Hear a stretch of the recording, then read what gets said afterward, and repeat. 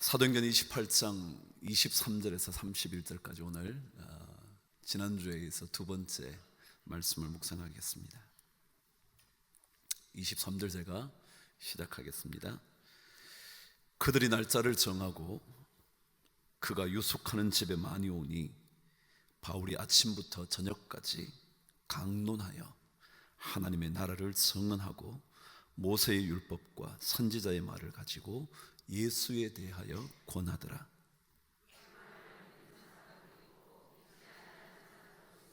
서로 맞지 아니하여 흩어질 때에 바울이 한 말로 이르되 성령이 선지자 이사야를 통하여 너희 조상들에게 말씀하신 것이 옳도다.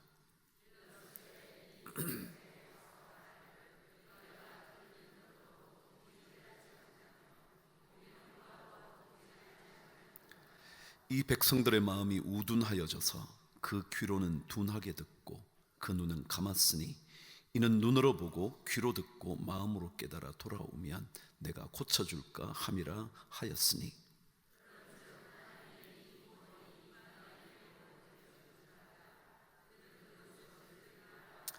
바울이 온 이태를 자기 셋집에 머물면서 자기에게 오는 사람을 다 영접하고 하나님의 나라를 전파하며 주 예수 그리스도에 관한 모든 것을 담대하게 거침없이 가르치더라. 아멘. 여러분 혹시 템플턴 상에 대해서 들어보신 적이 있은지 모르겠네요. 우리나라에서는 한경직 목사님께서 받으셨던 상이었죠. 그 상을 받을 때 처음에 거절하셨다잖아요. 자신은 신사참배를 했던 사람이라. 그래서 부끄러워서 그 상을 받지 못하겠다고 했던 상이었죠. 전 세계적으로 기독교계의 노벨상이라고 불리어지는 상입니다.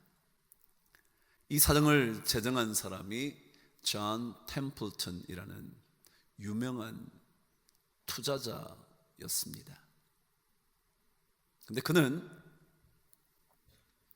세계 경제를 움직인다고 말하는 월스트리트의 전설적인 투자자라고 칭송을 받는다 그러더라고요.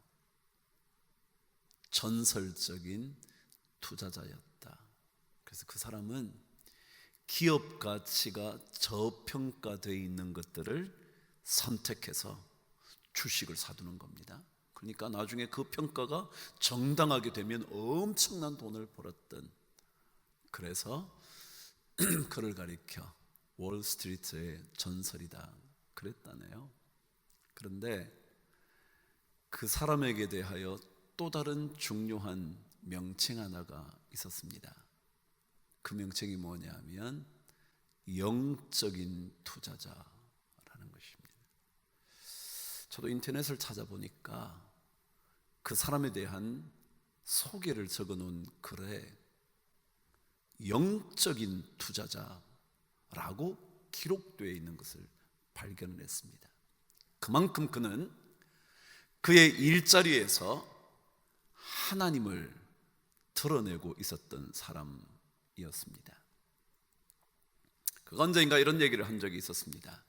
자신은 자신의 일을 시작하게 되기 전 반드시 기도로 시작한다.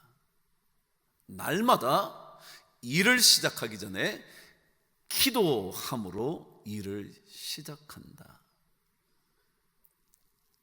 그런데 그의 말이 계속 이렇게 되어 있었습니다. 기도한다고 해서 모든 것이 기도대로 이루어지지는 않지만, 그러나 적어도 기도하기 위하여 눈을 감으면 바깥 세상으로 향한 문들이 모두 닫히고 오로지 한 곳으로만 내 마음이 집중된다 그랬습니다. 기도를 하기 시작하면 다른 것으로 향한 모든 가능성의 문들이 닫히고 오직 한 곳, 어딜까요?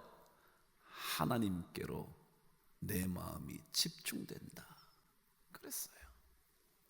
제가 지난주에 담대함이라는 것은 한 가지 목표에 집중할 때 생기는 거라 그랬어요. 그리스도인들이라면 하나님 그분에게 집중하게 될 때 담대함이라는 것이 생겨진다는 거죠. 여러 가지 것들에 신경을 쏟기 시작하면 에너지만 소진될 뿐 오히려 소심한 인생이 될 뿐이라고 말씀을 나눴죠.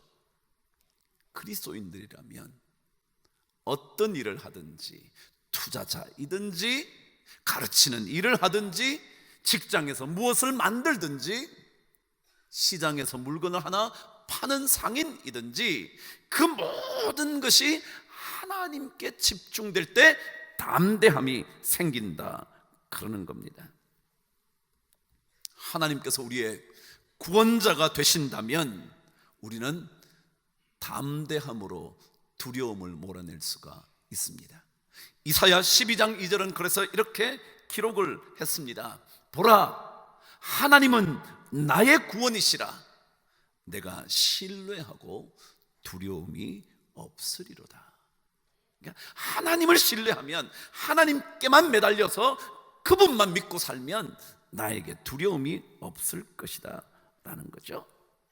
40에 감한 매를 엄청나게 맞아도, 감옥에 갇혀서 손과 발이 묶여도, 옥문이 굳게 닫혀 있어도 두렵지 않습니다. 아무리 적들이 나를 애워싼다고 해도 두렵지 않습니다. 하나님 그분에게만 매여다 있기 때문에 그렇습니다. 히브리서 11장에 보면 그 그리스도인들이 얼마나 엄청난 박해에도 불구하고 그들의 담대함을 잃어버리지 않았는지 이렇게 기록을 합니다. 조롱과 채찍질, 결박, 감옥, 돌로 침을 당하는 일, 톱으로 켜지는 일, 칼로 죽임을 당하는 일, 궁핍과 환난, 학대와 떠돌이의 삶, 이 모든 것들을 당해도 두렵지 않대요. 그러면서 11장 38절은 이렇게 기록을 합니다. 이런 사람은 시작 세상이 감당하지 못하느니라. 담대하다는 거죠. 어느 누구도 막을 수 없다는 거죠. 그것이 바로 거침없다는 단어입니다.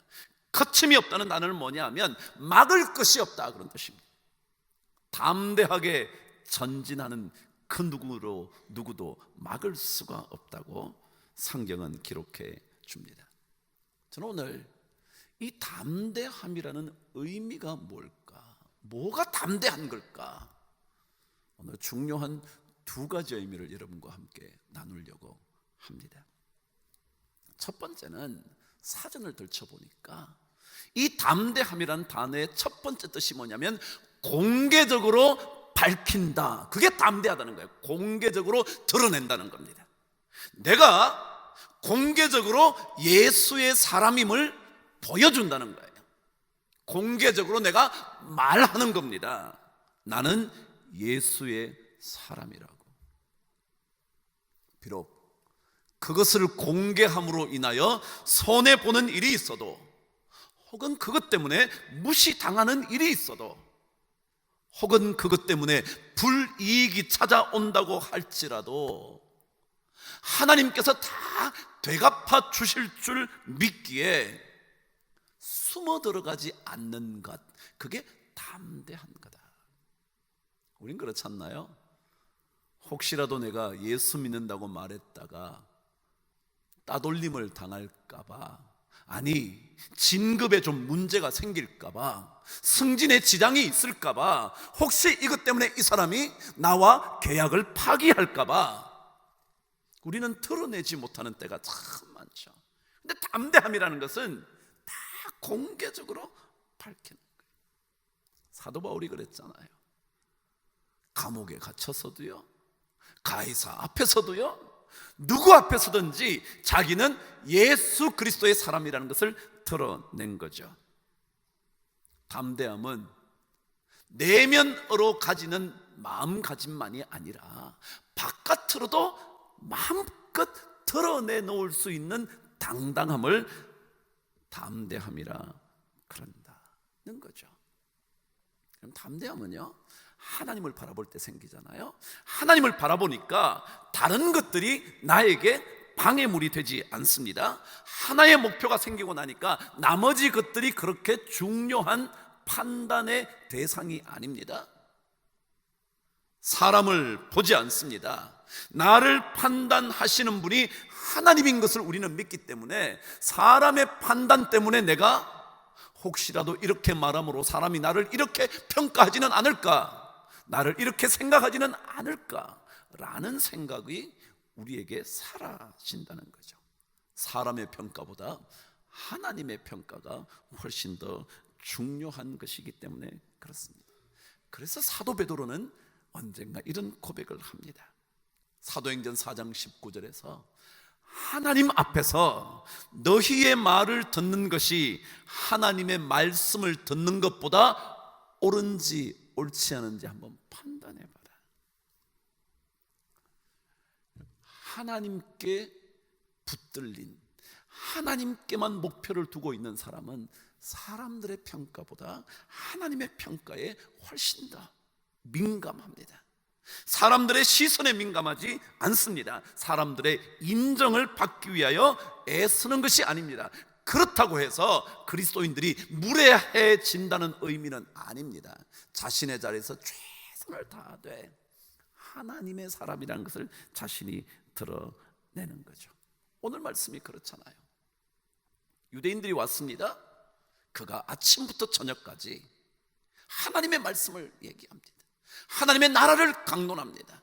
예수 그리스도에 관한 모든 도를 계속해서 설명합니다. 그런데 그들 중에는 그 말을 받지 않는 사람이 있어서 서로 맞지 않아 다 흩어져 버렸다고 성경은 기록합니다. 그럼에도 불구하고 그는 조금도 거리낌 없이, 그래서 하나님께서 선지자를 통하여 이렇게 말하지 않았냐고, 너희들이 듣기는 들어도 깨닫지 못하고 너희들이 보기는 보아도 믿지 아니한다고, 그래서 이 복음이 유대인 당신들에게가 아니라 이방인들에게 가게 될 거라고. 그는 그 유대인들의 마음을 얻기 위하여 살지 않습니다. 하나님께 매달린 사람은 그것 때문에 그가 그들 앞에서 움츠려들지 않습니다. 오히려 담대하게, 그래서 선지자가 이렇게 당신들을 향하여 이야기한 거라고, 듣기는 들어도 깨닫지 못하고 보기는 보아도 도무지 알지 못하는 너희들이라고 얘기한 겁니다. 우리는 때때로 남에게 나쁜 평가를 받을까 봐 예수 믿는 것을 숨기잖아요. 남들이 나를 어떻게 생각할까 봐, 그 그룹에서 혹시라도 내가 따돌림 당할까 봐 우리는 예수의 사람임을 공개적으로 밝히지 않을 때가 있잖아요. 그런데 예수 그리스도인으로 담대하다는 것은 누구에게든지 밝히 드러내는 것, 누구 말대로 믿음의 길을 무소처럼 뚜벅뚜벅 가는 거라고. 그런 게 담대함이라는 겁니다. 그런데 사실은 이 담대함의 훨씬 더 중요한 의미 하나가 이 단어 속에 담겨져 있다 그럽니다. 그 두 번째 의미가 뭐냐 하면, 특별히 결과에 대하여 두려워하지 않는 것, 그렇게 되어 있습니다. 뭐라고요? 결과에 대하여 두려워하지 않는 것. 우리는요, 시작도 하기 전에 결과부터 염려합니다. 이렇게 하면 어떻게 될까? 내가 이런 말을 하게 되면 이 사람들이 나에게 어떻게 반응할까? 그 결과까지 먼저 생각하다가 그 일을 하지를 못하는 겁니다. 담대해지지 못하는 이유는 바로 그것 때문입니다. 결과부터 생각하니까, 결과가 불확실하니까, 혹시라도 불이익이 될 것 같으니까 담대하지 못한 채 살아간다는 겁니다.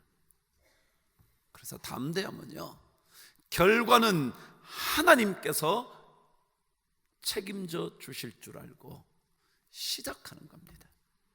그래서 예수 믿는 사람은 누구보다도 시도할 줄 압니다. 시작하는 겁니다. 무조건 첫 발걸음을 내디뎌 보는 겁니다. 모든 결과까지 보장받고 출발하려고 하는 것이 아니라 시작부터 해보는 겁니다. 여러분, 옛날 말이에요. 시작이 반이다 그랬어요. 근데 요즘은요 바뀌었습니다. 잘 들었어요. 시작이 전부다 그럽니다. 왜냐하면 시도해보지는 않고 시도해보지 않고서는 그 열매가 어떤지를 아무도 모른다는 겁니다. 왜냐하면 이 세대는요, 이 시대는요, 미래에 어떻게 될지를 아무도 예측 못하는 거거든요. 그러니까 만일 예측할 줄도 모르면서 이거 하면 안 되지 않을까라고 생각하면 우리는 아무것도 못한다는 거예요. 그래서 무조건 해야 된대. 그래서 시작이 전부래. 이게 그리스도인들이에요. 그리스도인들은요, 결과는 전부 다 누가 책임지느냐면 하나님이 책임져요. 이 문제의 일들의 결과는 하나님이 다 해결해 주실 거예요. 그러니까 일단 하는 거예요. 우리는 실패가 두려워 아예 시작하지 않으려는 경향이 너무 많습니다. 그러나 그리스도인들은, 담대한 그리스도인들은 시작합니다. 왜냐하면 시작하면 하나님이 길을 여실 것이기 때문에 그렇습니다. 광야로 발을 내딛기 시작하면 하나님께서 광야에 길을 내시기 시작할 것이고 사막에 강을 열어두시기 시작할 것이기 때문에 그렇습니다. 사막이라 할지라도 씨앗을 심으면 하나님께서 언젠가 꽃이 피게 만들어 주십니다. 이게 담대함이라는 거예요. 사실 우리는요, 이걸 믿는 거 아닌가요? 하나님께서 모든 것을 뭐라고요?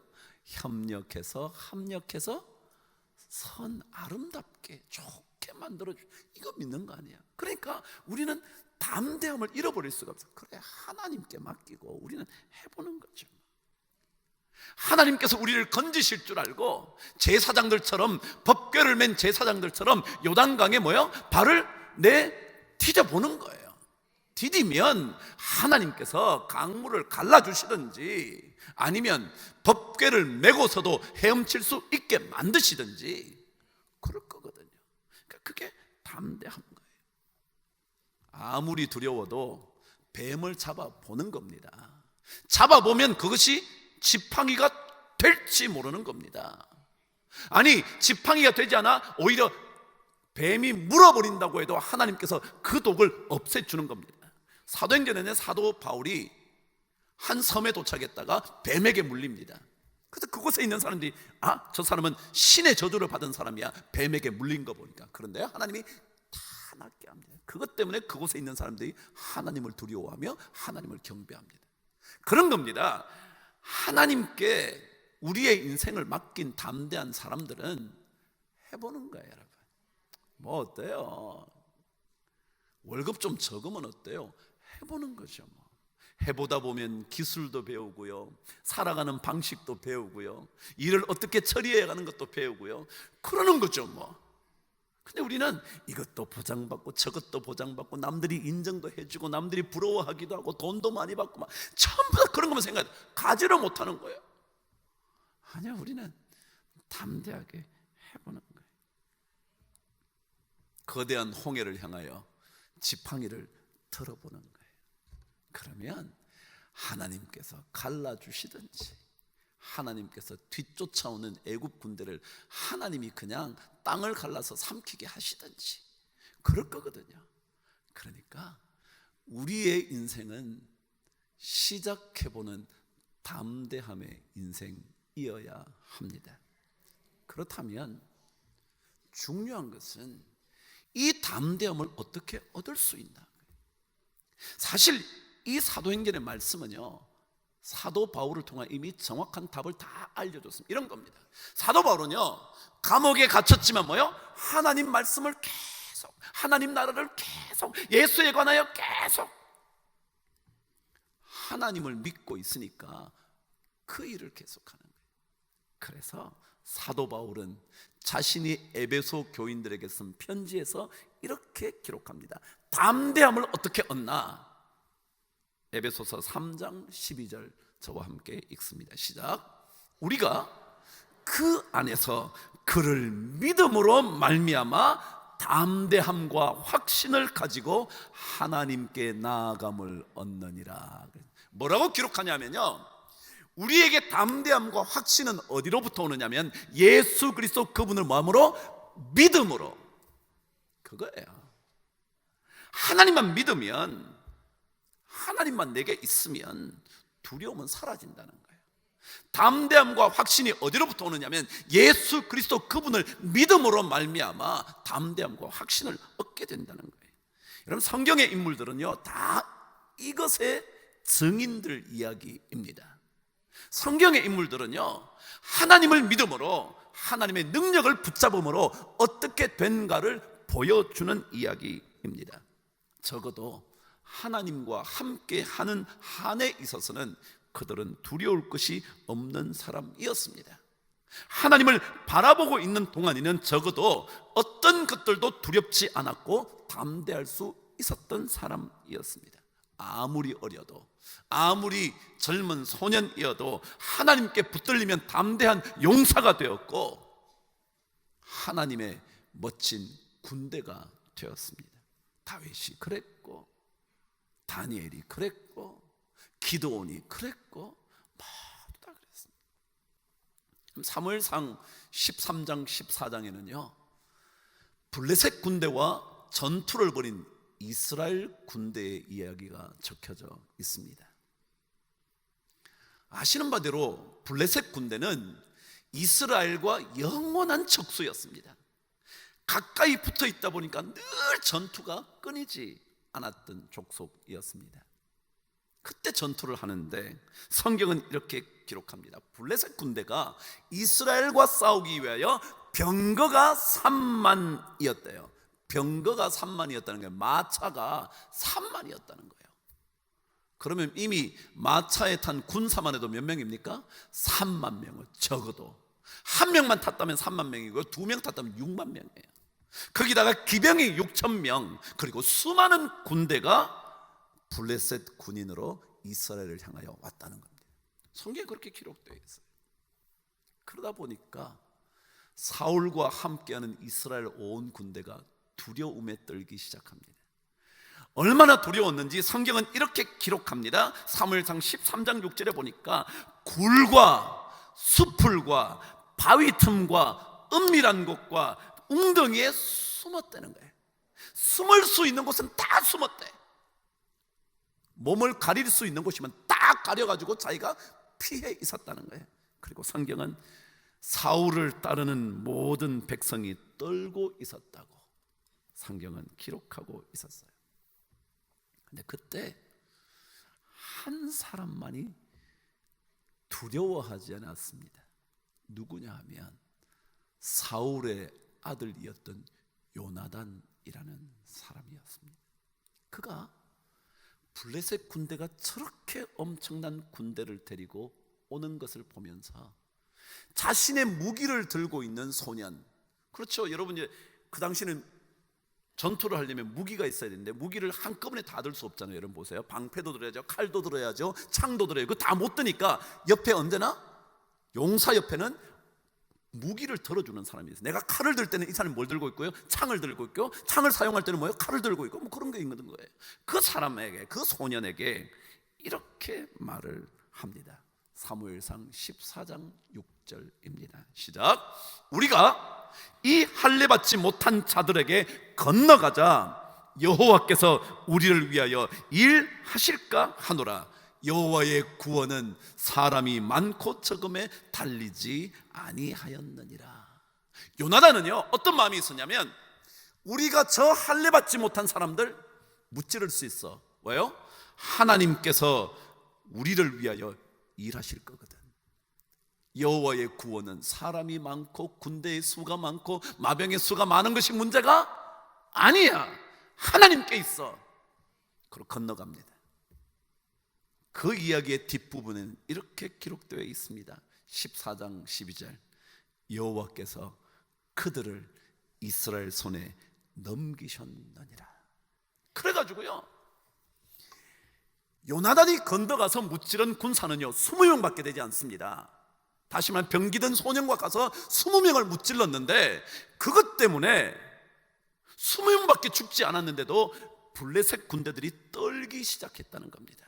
두려움에 빠지기 시작했다는 겁니다. 어쩔 줄 몰라 하고 있었다는 겁니다. 모두가 놀라움에 빠져 있는데 더더욱이 하나님께서 땅을 진동하게 만드셔서 이게 무슨 일이냐, 이게 무슨 일이냐, 다 도망가 버려요. 사무엘상 14장 15절에 있는 말씀 그대로 읽어드릴게요. 들에 있는 진영과 모든 백성들, 누구요? 블레셋 군대들이 공포에 떨었고 부대와 노략군들도 떨었으며 땅도 진동하였으니 이는 큰 떨림이었더라. 여러분, 그래요. 하나님을 붙잡고 사는,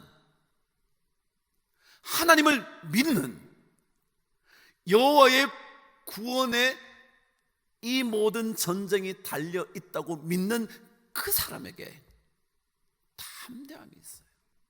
담대함이 생기고 나면 그 다음에는요 하나님께서 막 해결하시는 거예요. 여러분, 그렇잖아요. 땅이 흔들리시면 불안하잖아요. 우리나라의 경주 한 군데만 흔들려도요 불안해서 여러분 그 트라우마 때문에 지금도 몇 년이 지난 지금도 두려워한다잖아요.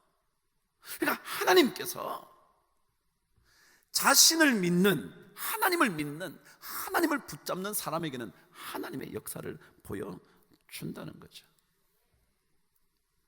하나님을 믿으면 두려움은 떠나갑니다. 하나님을 붙잡으면 담대함이 찾아옵니다. 그러나 하나님을 놓치면 우리는 결과가 두렵고요, 손해가 염려가 되고요, 닥쳐올지도 모르는, 알 수도 없는 불이익 때문에 어찌할 줄 모릅니다. 우리는 사람을 두려워하지 않습니다. 하나님을 향한 믿음을 가지고 담대히 나아갑니다. 그것이 바로 거침없이 나가는 거죠. 오늘 시편 91편 말씀을 읽고 담대함을 여러분과 제가 확인하고 말씀을 정돈하게 되기를 바랍니다. 시편 91편 9절에서 11절 저와 함께 읽겠습니다. 시작. 내가 말하기를 여호와는 나의 피난처시라 하고 지존자를 나의 거처로, 너의 거처로 삼았으므로 화가 내게 미치지 못하며 재앙이 내 장막에 가까이 오지 못하리니 그가 너를 위하여 그의 천사들을 명하사 내 모든 길에서 너를 지키게 하심이라. 아멘. 여러분, 진짜 아멘입니까? 우리가 만일 진짜 하나님이 나의 피난처시고 나의 피할 거처로 삼는다면 화가 미치지 못할 거야. 재앙이 우리 장막에 가까이 오지 못할 거야. 하나님께서 반드시 우리를 지켜주실 거야. 이 말씀에 우리가 믿음으로 아멘하면 담대함은 우리를 떠나지 않을 겁니다. 그러나 만일 이것을 놓치면 우리는 온갖 것이 두려울 겁니다. 이것도 걱정이 될 거고요, 저것도 걱정이 될 거고요, 나보다 더 능력이 많고 더 숫자가 많은 그 사람들이 걱정이 될 거고요. 그런데 아니요, 우리는 하나님을 붙드는 거죠. 그분을 붙들면 하나님께서 화가 내게 미치지 못할 것이며 재앙이 너의 장막에 가까이 오지도 못할 것이며 하나님께서 천군 천사를 통하여 너희를 반드시 지키게 하실 것이라는 거예요. 우리 모든 성도들이 이 말씀에 아멘 하시면서 담대하게 거침없이 2020년 사는 은혜가 꼭 있게 되기를 주의 이름으로 축복합니다. 기도하겠습니다. 하나님 아버지, 염려될 때 많지만 그때 믿음을 다시 한번 확인하게 하여 주셔서 담대함과 확신을 가지고 하나님의 보호하심의 은혜를 덧입게 하여 주옵소서. 예수 그리스도 이름으로 기도드리옵나이다. 아멘.